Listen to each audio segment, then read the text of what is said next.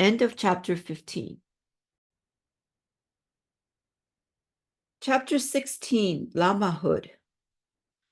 I wonder if this is the Tibetan way to write Lamahood, or Tibetan word for Lamahood. Okay, a considerable amount of training was now given to me in the art of astral travel, where the spirit or ego leaves the body and remains connected to life on earth only by the silver cord. Many people find it difficult to believe that we travel in this way. Everyone does when they sleep. Nearly always in the West, it is involuntary. In the East, lamas can do it when fully conscious. Thus, they have a complete memory of what they have done, what they have seen, and where they have been. In the West, people have lost the art. And so when they return to wakefulness, they think they have had a dream. All countries had a knowledge of this astral journeying.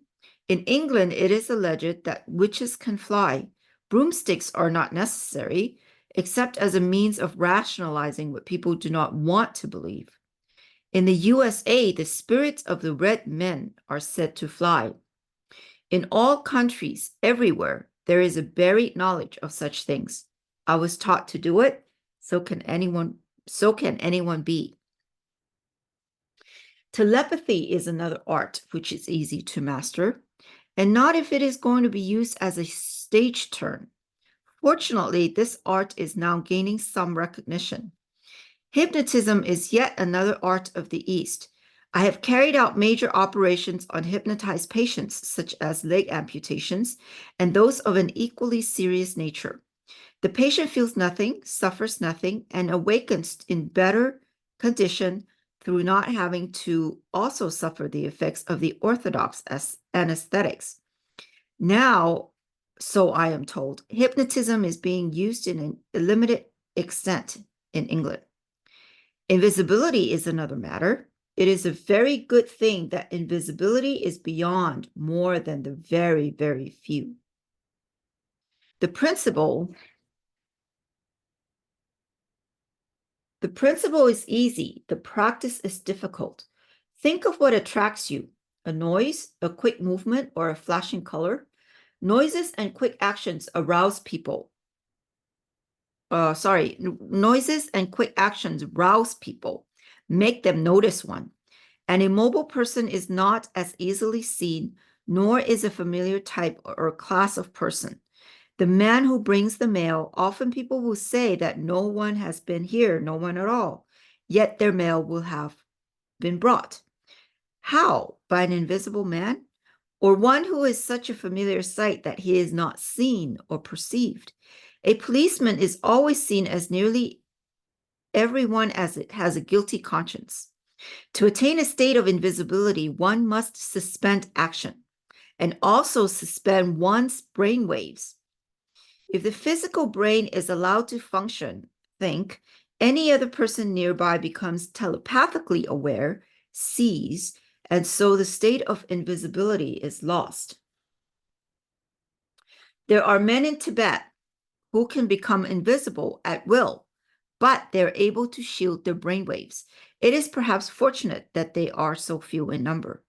Levitation can be accomplished, and sometimes is, solely for the technical exercise involved. It is a clumsy method of moving around. The effort involved is considerable. The real adept uses astral traveling, which is truly a matter of the utmost simplicity, provided one has a good teacher. I had, and I could and can do astral traveling. I could not make myself invisible in spite of my most earnest efforts. It would have been a great blessing to be able to vanish when I wanted to do something unpleasant, but that was denied me. Nor, as I have said before, was I possessed of musical talents.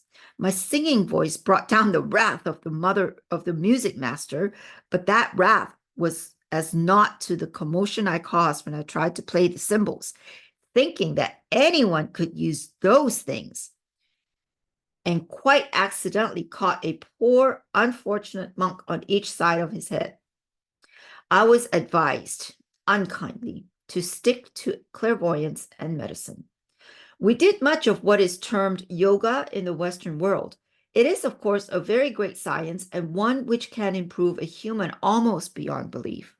My own personal opinion is that yoga is not suitable for Western people without very considerable modification. The science has been known to us for centuries. We are taught the postures from very earliest age. Our limbs, skeleton, and muscles are trained to yoga. Western people, perhaps of middle age, who try some of these postures can definitely harm themselves. It is merely my opinion as a Tibetan that I do feel that unless there is a set of exercises which have been so modified, people should be warned against trying them. Again, one needs a very good native teacher, one thoroughly trained in male and female anatomy if harmed is to be avoided. Not merely the postures can do harm, but the breathing exercises also.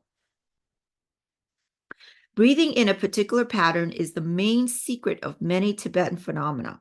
And here again, unless one has a wise and experienced teacher, such exercises can be extremely harmful, if not fatal.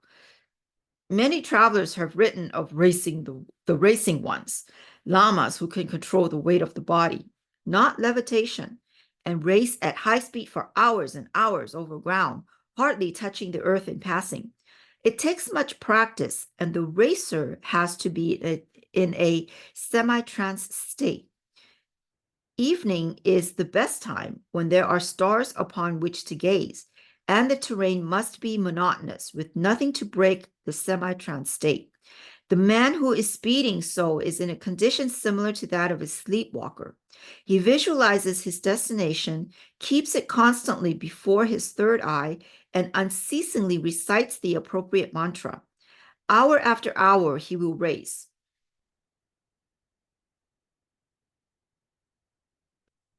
Oh, sorry, I'm kind of losing my place here. Just want to make sure the book is in the camera lens. Let's see. Hour after hour, he will race and reach his destination untired. This system has only one advantage over astral traveling.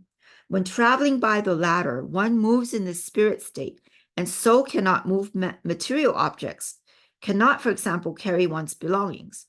The Arjopa, or one calls the racer, can carry his normal load, but he labors under disadvantages in his turn. Correct breathing enables Tibetan adepts to sit naked on ice, 17,000 feet or so above sea level, and keep it hot. So hot that the ice is melted and the adept freely perspires. A digression for a moment. The other day, I said that I had done this myself at 18,000 feet above sea level. My listener quite seriously asked me, with the tide in or out? Have you ever tried to lift a heavy object when your lungs were almost empty of air? Try it and you will discover it to be almost impossible. Then fill your lungs as much as you can, hold your breath, and lift with ease. Or you may be frightened or angry. Take a deep breath as deep as you can and hold it for 10 seconds. Then exhale slowly. Repeat 3 times at least, and you will find that your heartbeats are slowed up and you feel calm. These are things which can be tried by anyone at all without harm. The knowledge of breath control helped me to withstand Japanese tortures and more tortures when I was a prisoner of the communists.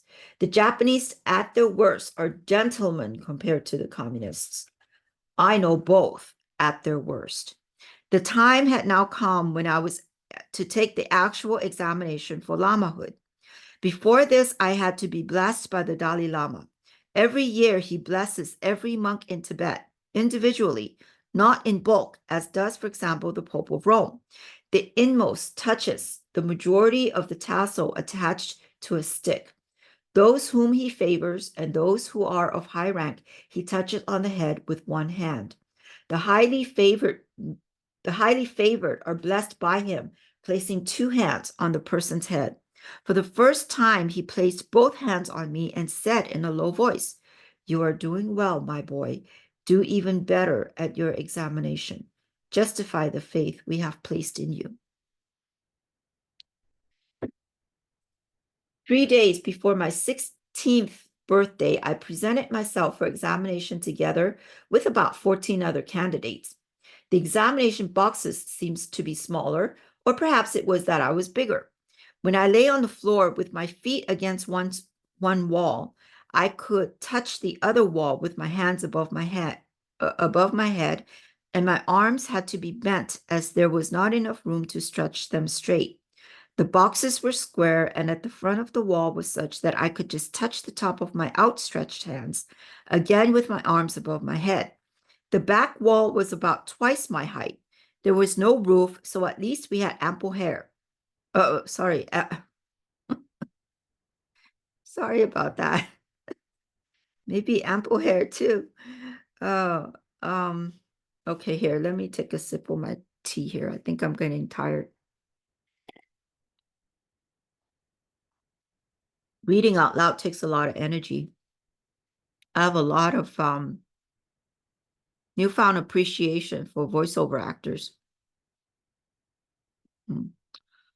Let's see, where was I? The back wall was about twice my height. There was no roof, so at least we had ample air.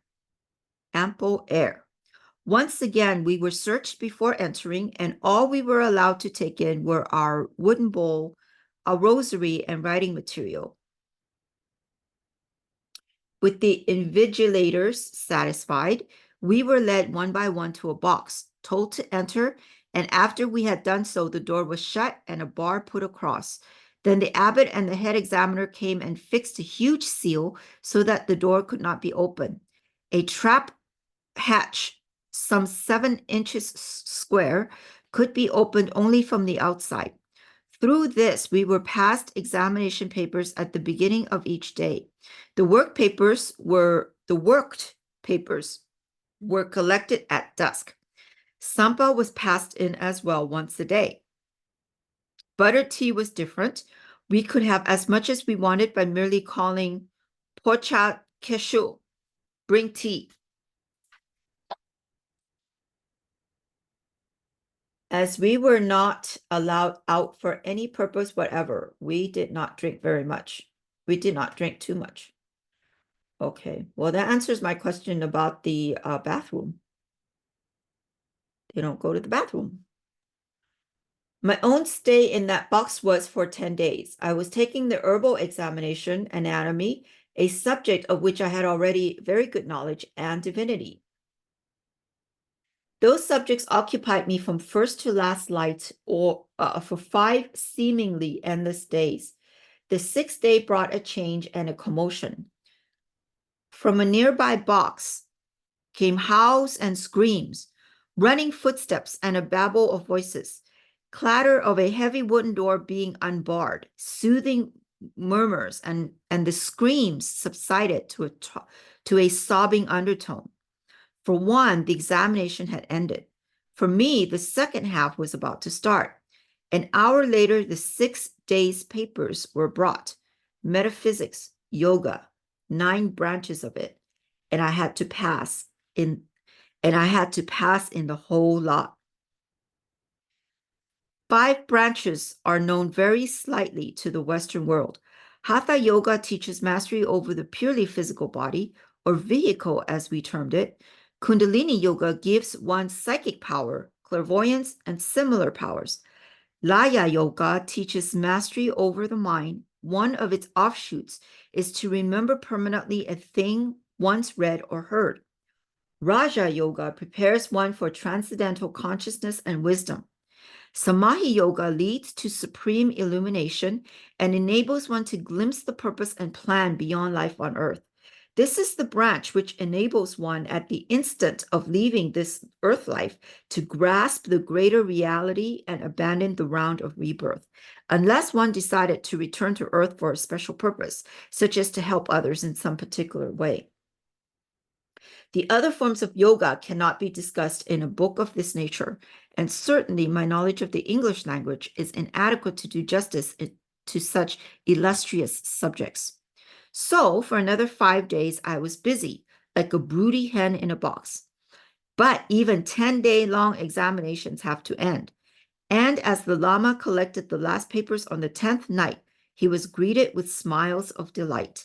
That night, we had vegetables without sampa, the very first change from this one basic food for 10 days at least. That night, it was easy to sleep. At no time had I worried about passing, but I did worry about the degree of pass. I had been commanded to be high on the final list. In the morning, the seals were broken from the doors, the bars were lifted, and we had to clean our examination boxes before being able to leave. For a week, we were able to recover our strength after the considerable ordeal. Then came 2 days of judo in which we tried all our holds and made each other unconscious without anesthetic holds. 2 days more were devoted to an oral examination about our weak points only. Let me emphasize that each candidate was orally examined for 2 whole days each. Another week during which we reacted according to our temperaments. Then the results were announced. To my noisily expressed joy, I was again at the top of the list. My joy was for 2 reasons. It proved that the Lama Mingar Dundap was the best teacher of all, and I knew that the Dalai Lama would be pleased with my teacher and with me. Some days later, when the Lama Mingar Dundap was instructing me in his room, the door was thrust open, and a panting messenger, tongue lolling and eyes staring, burst in upon us. In his hands he bore a cleft stick of messages. From the utmost one he gasped, to the honorable medical Lama Tuesday Lobsang Rampa. With that, he took from his robe the letters wrapped in the silken scarf of greeting. With all speed, honorable sir, I have rushed here. Relieved of his burden, he turned and dashed out even faster in search of Chang. That message, no, I was not going to open it. Certainly it was addressed to me, but what was in it? More studies? More work? It looked very large and very official. So long as I had not opened it, I could not know what was inside. So could not be blamed for not doing this or that. Or so my first thoughts went. My guide was sitting back laughing at me, so I passed the letter, scarf, and all to him. He took it and opened the envelope or outer wrapping. 2 folded sheets were inside. These he spread open and read, deliberately being slow about it to tease me further. At last, when I was in a fever of impatience to know the worst, he said, "It is all right. You can breathe again. We have to go to the Potala to see him without delay." That means now, Lobsang. It says here that I have to go as well. He touched the gong at his side, and to the attendant who entered, he gave instructions that our 2 white horses be saddled immediately. Quickly, we changed our robes and selected our 2 best white scarves. Together, we went to the abbot and told him that we had to go to the Patola to see the utmost one. The peak, eh? He was at the peak, eh? He was at the Norbu Linga yesterday. Oh, well, you have the letter to say which it is. It must be very official.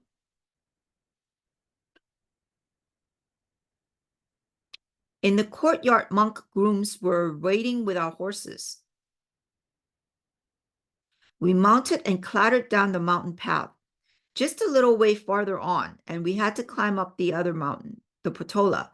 Really, it was hardly worth the fuss of trying to sit on a horse. The one advantage was that the horses would carry us up the steps almost to the top of the peak. Attendants were waiting for us as soon as we had dismounted. Our horses were led away, and we were hurried off to the utmost one's private quarters. I entered alone and made my prostrations and scarf presentation. "Sit down, Lobsang," he said. "I am very pleased with you. I am very pleased with Mingar for his part in your success. I have read all your examination papers myself. That caused a shiver of fright. One of my many failings, so I have been told, is that I have a somewhat misplaced sense of humor. Sometimes it had broken out in answering the examination questions because some questions simply invite that sort of answer. The Dalai Lama read my thoughts, for he laughed outright and said, "Yes, you have a sense of humor at the wrong times, but," a long pause, during which I feared the most.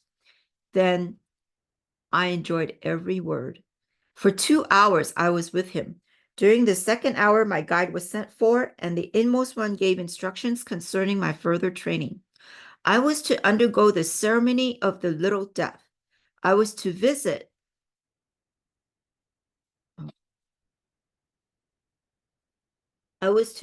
with the Lama Mingardandop, other lamasseries, and I was to study with the breakers of the dead.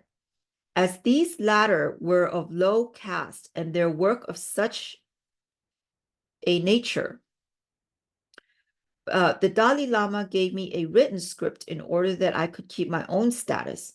He called upon the body breakers to render me all and every assistance in order that the secrets of the bodies may be laid bare, and so that the physical reason for the body being discarded may be discovered. He is also to take possession of any body or parts of a body that he may require for his studies. And that was that. Before going on to deal with the disposal of dead bodies, it may be advisable to write some more about the Tibetan views on death. Our attitude is quite different from that of Western peoples. To us, a body is nothing more than a shell, a material covering for the immortal spirit. To us, a dead body is worth less than an old, worn-out suit of clothes. In the case of a person dying normally, that is, not by sudden, unexpected violence, we consider the process to be like this. The body is deceased, faulty, and has become so uncomfortable for the spirit that no further lessons can be learned. So it is time to discard the body. Gradually, the spirit withdraws and exteriorizes outside the flesh body. The spirit form has exactly the same outline as the material vision and can very clearly be seen by a clairvoyant. At the moment of death, the cord joining the physical and the spirit bodies, the silver cord of the Christian Bible, thins and parts, and the spirit drifts off. Death has not taken place, but birth into a new life, for the cord is similar to the umbilical cord, which is severed to launch a newborn baby to a separate existence. At the moment of death, the glow of life force is extinguished from the head. This glow can also be seen by a clairvoyant, and in the Christian Bible is referred to as the golden bowl. Not being a Christian, I am not familiar with the book, but I believe there is a reference to lest the silver cord be severed and the golden bowl be shattered. 3 days, we say, is the time it takes for the body to die, for all the physical activity to cease, and the spirit, soul, or ego to become quite free of its fleshly envelope. Tongue twister. Interesting, eh? 3 days. Christ died and rose from the dead in 3 days. It's like a metaphor there. We believe that there is an etheric double formed during the life of the body. This double can become a ghost. Probably everyone has looked at a strong light and on turning away apparently saw the light still. We consider that life is electric, a field of force, and the etheric double remained, getting a little tired here, and the etheric double remaining at death is similar to the light one sees after looking at a strong source, or in electrical terms, is like a strong residual magnetic field. If the body had strong reasons for clinging to life, then there is a strong etheric which forms a ghost and haunts the familiar scenes. A miser may have such an attachment for his money bags that he has his whole focus upon them.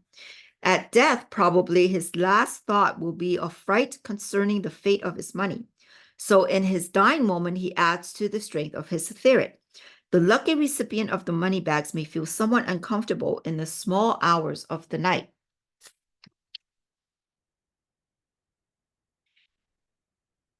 He feels that old so-and-so is after his money again.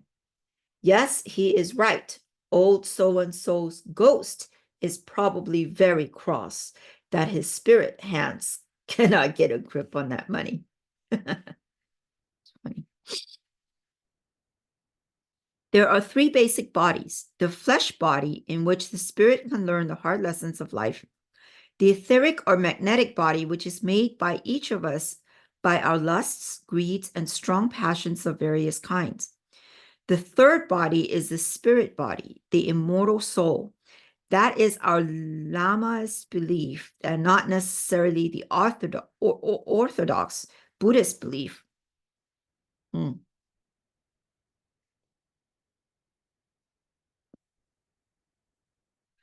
person dying has to go through three stages. His physical body has to be disposed of, his etheric has to be dissolved, and his spirit has to be helped on the road to the world of spirit. The ancient Egyptians also believed in the etheric double, in the guides of the dead, and in the world of spirit. In Tibet, we helped people before they were dead. The adept had no need of such help, but the ordinary man or woman, or trapa, had to be guided the whole way through. It may be of interest to describe what happens. One day, the Honorable Master of Death sent for me. It is time you studied the practical methods of freeing the soul, Lobsang. This day you shall accompany me. We walked down long corridors, down slippery steps, and into the Trappist quarters. Here in a hospital room, an elderly monk was approaching that road we all must take. He had had a stroke and was very feeble. His strength was failing, and his auric colors were fading as I watched. At all costs, he had to be kept conscious until there was no more life to maintain that state. The Lama with me took the old monk's hands and gently held them. You are approaching the release from toils of the flesh, old man. Heed my words that you may choose the easy path. Your feet grow old. Your life is edging up, closer and closer to its final escape. Compose your mind, old man. There is naught to fear. Life is leaving your legs and your sight grows dim. The cold is creeping upwards in the wake of your waning life. Compose your mind, old man, for there is naught to fear in the escape of life to the greater reality. The shadows of eternal night creep upon your sight, and your breath is rasping in your throat. The time draws near for the release of your spirit to enjoy the pleasures of the afterworld. Compose yourself, old man. Your time of release is near. The Lama all the time was stroking the dying man from the collarbone to the top of his head in a way which has been proved to free the spirit painlessly. All the time he was being told of the pitfalls on the way and how to avoid them. His route was exactly described, the route which has been mapped by those telepathic lamas who have passed over and continued to talk by telepathy even from the next world. Your sight has gone, old man, and your breath is failing within you. Your body grows old, and the sounds of this life are no longer heard by your ears. Compose yourself in peace, old man, for your death is now upon you. Follow the route, as we say, and peace and joy will be yours. The stroking continued as the old man's aura began to diminish even more and finally faded away. A sudden, sharp, explosive sound was uttered by the Lama in an age-old ritual to completely free the struggling spirit. Above the still body, the life force gathered in a cloud-like mass, swirling and twisting as if in confusion. then forming into a smoke-like duplicate of the body to which it was still attached by the silver cord. Gradually, the cord thinned, and as a baby is born when the umbilical cord is severed, so was the old man born into the next life. The cord thinned, became a mere wisp, and parted. Slowly, like a drifting cloud in the sky or incense smoke in a temple, the form glided off. The Lama continued giving instructions by telepathy to guide the spirit on the first stage of its journey. You are dead. There is nothing more for you. There is nothing more for you here. The ties of the flesh are severed. You are in Bardo. Go your way, and we will go ours. Follow the route prescribed. Leave this world of illusion and enter into the greater reality. You are dead. Continue your way forward.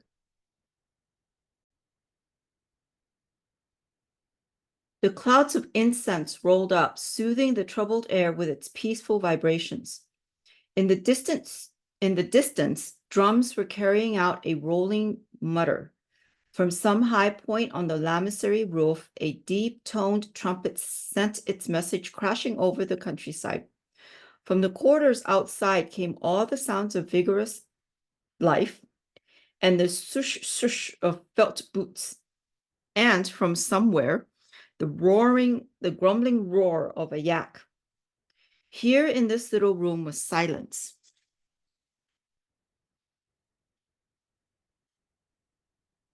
The silence of death. Only the telepathic instructions of the Lama rippled the surface of the room's quiet. Death, another old man, had gone on his long round of existences, profiting by his lessons in this life, maybe, but destined to continue until he reached Buddhahood by long, long effort. We sat the body in the correct lotus posture and sent for those who prepare the bodies, sent for others to continue the telepathic instruction of the departed spirit. For 3 days, this continued. 3 days during which relays of lamas carried out their duties. On the morning of the 4th day, one of the Ragyap came.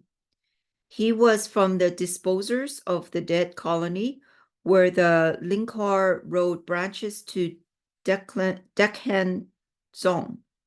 With his arrival, the lamas ceased their instruction, and the body was given over to the disposer. I guess it would be the equivalent of the Western mortician, I guess.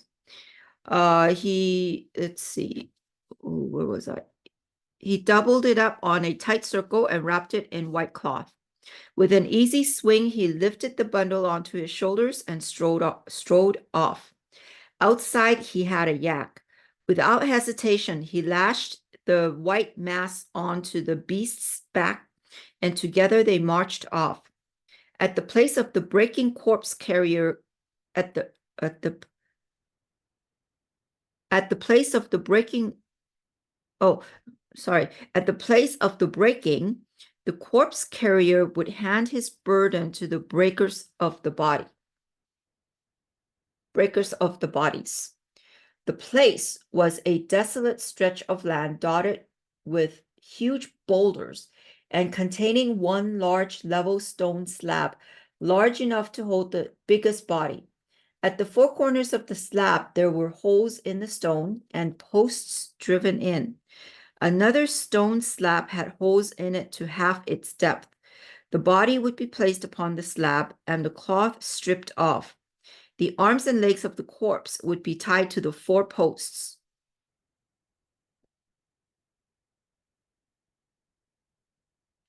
Then the head breaker would take his long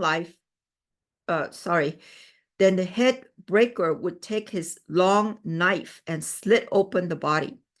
Long gashes would be made so that the flesh could be peeled off in strips. Oh, are we getting into the gory stuff here? Then the arms and legs would be sliced. Oh gosh, okay. Yeah, really gory. Then the arms and legs would be sliced off and cut up. Finally, the head would be cut off and opened. Oh my gosh. At first sight of the corpse carrier, vultures would have come swooping out of the sky to perch patiently on the rocks like a lot of spectators at an open air theater. These birds had a strict social order, and any attempt by a presumptuous one to land before the leaders would result in a merciless mobbing. I want to say real quick, I apologize to all the kids out there reading this or listening to this or listening to with their parents. I had no idea it was going to be this gory. My apologies. Sorry. By this time, the body breaker would have the trunk of the corpse open. Plunging his hands into the cavity, he would bring out the heart, at sight of which the senior vulture would flap heavily to the ground and waddle forward to take the heart from the breaker's outstretched hand. The next in order bird would flap down to take the liver, and with it would retire to a rock to eat. Kidneys, intestines, all would be divided and given to the leader birds. Then the strips of flesh would be cut up and given to the others. One bird would come back for half the brain and perhaps one eye, and another would come flapping down for yet another tasty morsel. In a surprisingly short time, all the organs and flesh would have been eaten, leaving nothing but the bare bones remaining on the slab.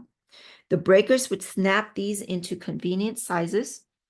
Ooh, oh my gosh. Like firewood, and would stuff them into the holes in the other slab. Heavy rammers would then be used to crush the bones to a fine powder. The birds would eat that. These body breakers were highly skilled men. They took a pride in their work, and for their own satisfaction, they examined all the organs to determine the cause of death. Long experience had enabled them to do this with remarkable ease. There was, of course, no real reason why they should be so interested, but it was a matter of tradition to ascertain the illness causing the spirit to depart from this vehicle. If a person had been poisoned, accidentally or deliberately, the fact soon became obvious. Certainly, I found their skill of great benefit to me as I studied with them. I soon became very proficient at dissecting dead bodies. The head breaker would stand beside me and point out features of interest. This man, Honorable Lama, had died from a stoppage of blood to the heart. See, we will slit this artery here, and yes, there is a clot blocking the blood flow. Or it may be, now this woman, Honorable Lama, she has a peculiar look. A gland here must be at fault. We will cut it out and see. There would be a pause while he cut out a good lump, and then here it is. We will open it. Yes, it has a hard core inside. So it would go on. The men were proud to show me all they could. They knew I was studying with them by direct order of the inmost one. If I was not there and a body looked as if it was particularly interesting, they would save it until I arrived. In this way, I was able to examine hundreds of dead bodies, and definitely I excelled at surgery later. This was far better training than the system whereby medical students have to share cadavers in hospitals, school dissecting rooms. I know that I learned more anatomy with the body breakers than I did at a fully equipped medical school later. Here's a picture of the vultures waiting around to be fed, eh? In Tibet, the bodies cannot be buried in the ground.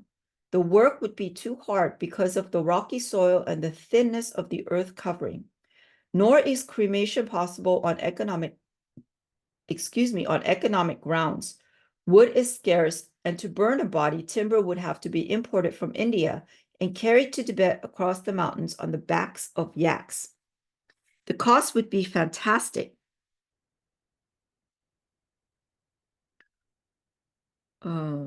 Sorry, I lost my place there for a minute. Water disposal was not permissible either, for to cast dead bodies into the streams and rivers would pollute the drinking water of the living. There is no other method open to us than air disposal, in which, as described, birds consume the flesh and the bones. It differs only from the Western method in two ways.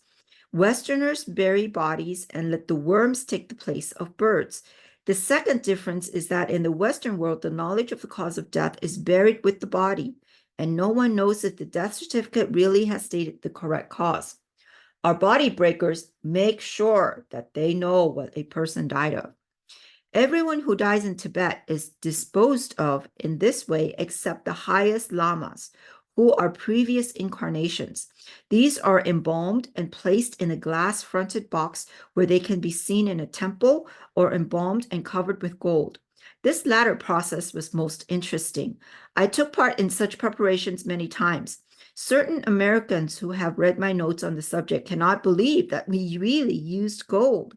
They say that it would be beyond even an American's skill.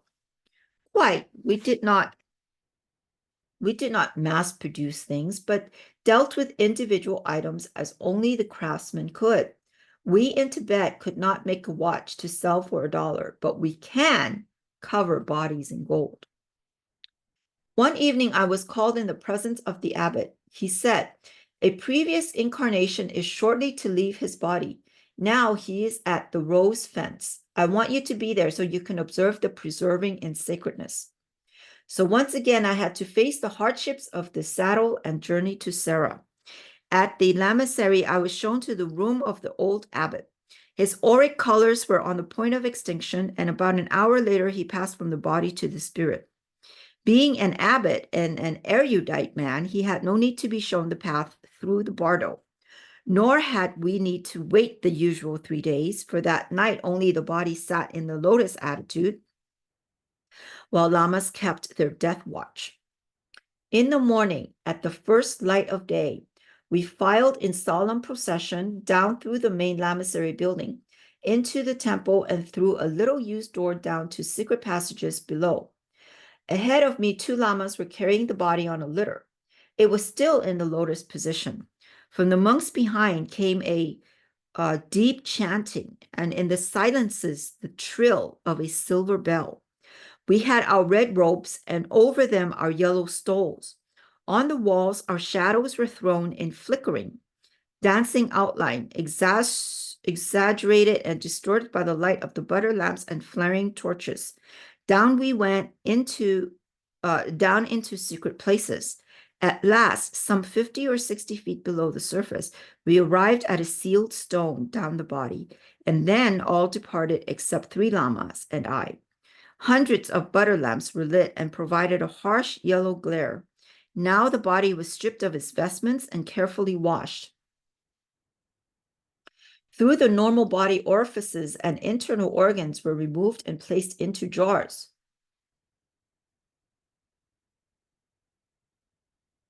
Through the normal body orifices. Oh, okay.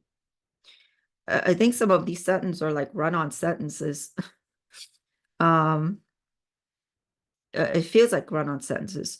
Through the normal body orifices, the internal organs were removed and placed into jars, which were carefully sealed. The inside of the body was thoroughly washed and dried, and a special form of lacquer was poured into it. This would form a hard crust inside the body, so that the outlines would be as in life. With the lacquer dry and hard, the body cavity was packed and padded with great care so as not to disturb the shape. More of the lacquer was poured in to saturate and padding. More of the lacquer was poured in to saturate the padding and in hardening to provide a solid interior. The outer surface of the body was painted with lacquer and allowed to dry. Over the hardened surface, a peeling solution was added so that the thin sheets of filmy silk, which were now to be pasted on, could later be removed without causing harm. At last, the padding of silk was considered adequate. More lacquer of a different type was poured on, and the body was now ready for the next stage of the preparations. For a day and a night, it was allowed to remain stationary so that final and complete drying could take place. At the end of that time, we returned to the room to find the body quite hard and rigid and in the lotus position. We carried it in procession to another room beneath, which was a furnace so built that the flames and heat could circulate outside the walls of this room and so provide an even and high temperature. The floor was thickly covered with special powder, and in the center, we placed the body. Down below, monks were already preparing to light the fires. Carefully, we packed the homeroom tightly with a special salt from one district of Tibet and a mixture of herbs and minerals. Then, with the room filled from floor to ceiling, we filed out of the corridor, and the door of the room was closed and sealed with the seal of the lamasery. The order to light the furnaces was given. Soon came the crackling of wood and the sizzling of burning butter as the flames spread. With the furnaces well alight, they would continue to burn yak dung and waste butter. For a whole week, the fire raged down below, sending clouds of hot air through the hollow halls of the embalming chamber. At the end of the 7th day, no more fuel was added. Gradually, the fires died down and flickered out. The heavy stone walls creaked and groaned in their cooling. Once more, the corridor became cool enough to enter. For 3 days, all was still as we all waited for the room to reach the normal temperature. On the 11th day from the date of sealing, the great seal was broken and the door pushed open. Relays of monks scraped out the hardened compound with their hands. No tools were used in case the body was harmed. For 2 days, the monks scraped away, crushing in the hands a friable salt compound. At last, the room was empty except for the shrouded baby sitting so still in the center, still in the lotus attitude. Carefully, we lifted it and carried it to the other room, where in the light of the butter lamps, we would be able to see more clearly. Now the silken coverings were peeled off one by one until the body alone remained. The preserving had been perfect, except that it was much darker. The body might have been that of a sleeping man who might at any time awaken. The contours were as in life, and there was no shrinkage. Once again, lacquer was applied to the naked dead body, and then the goldsmiths took over. These were men with a skill unsurpassed, craftsmen, men who could cover dead flesh with gold. Ooh. Slowly they worked, layer upon layer of the thinnest, softest gold. Gold worth a fortune outside Tibet, but here valued only as a sacred metal, a metal that was incorruptible and so symbolic of man's final spirit state. The priest goldsmiths worked with exquisite care, attentive to the minutest detail, so that when their work was finished, they left as testimony of their skill a golden figure, exact as in life, with every line and wrinkle reproduced. Now the body, heavy with its gold, was carried to the hall of incarnations, and like the others there, set up on a gold throne. Here in this hall, there were figures dating back to the earliest times, sitting in rows like solemn judges, watching with half-closed eyes the frailties and failings of the present generation. We talked in whispers here and walked carefully, as if not to disturb the living dead. To one body in particular, I was attracted. Some strange power held me fascinated before it. It seemed to gaze at me with an all-knowing smile. Just then there was a gentle touch on my arm, and I nearly dropped with fright.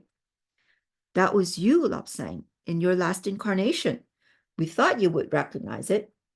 My guide led me to the next gold figure and remarked, and that was I. Silently, both much moved, we crept from the hall, and the door was sealed behind us. Many times after, I was allowed to enter that hall and study the gold-clad figures. Sometimes I went alone and sat in meditation before them. Each had its written history, which I studied with the greatest interest. Here was the history of my present guide, the Lama Mingardanda, the history of the story of what he had done in the past, a summary of his character and his abilities, the dignities and honors conferred upon him, the manner of his passing. Here also was my past history, and that too I studied with my full attention. 98 gold figures sat here in the hall, in the hidden chamber carved from the rock, and with the